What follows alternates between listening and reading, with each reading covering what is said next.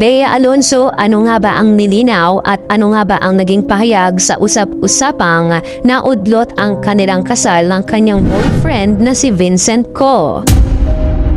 Ano nga ba ang naging dahilan ng pagkansela ng kanilang kasal? Para sa kabuuang balita, alamin natin ang buong detalye.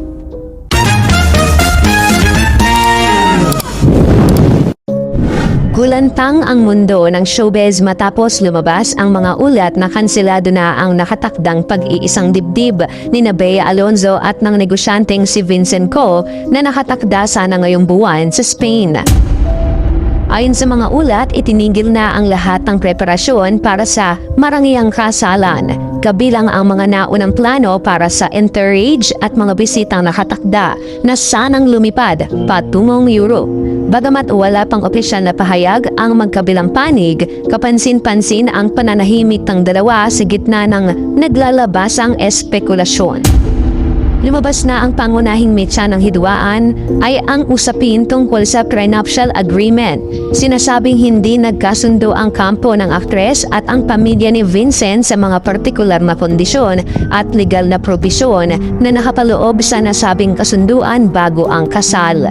May mga ulat na nagpapahiwatig na naging masyadong mahigpit ang mga tuntunin na inilatag na naging sanhi ng pagkahalabuan at pagkawala ng kumpiyansa sa pagitan ng dalawang kampo. Bukod sa usaping legal, kumakalat din ang mga bali-balitang tungkol sa di umanay pakikialam ng ilang mga tao sa paligid ng aktres. Ayon sa ilang showbiz insiders, may mga individual sa inner circle ni Bea ang tila hindi pabor sa mabilis na pagpapakasal nito dahil sa pangambang maapektuhan ang kanyang career at mga kasalukuyang proyekto. Ang ganitong mga panlabas na pressure ay sinasabing lalong nagpabigat sa tensyong nararamdaman ng magkapareha bago ang kanilang nakansilang big day.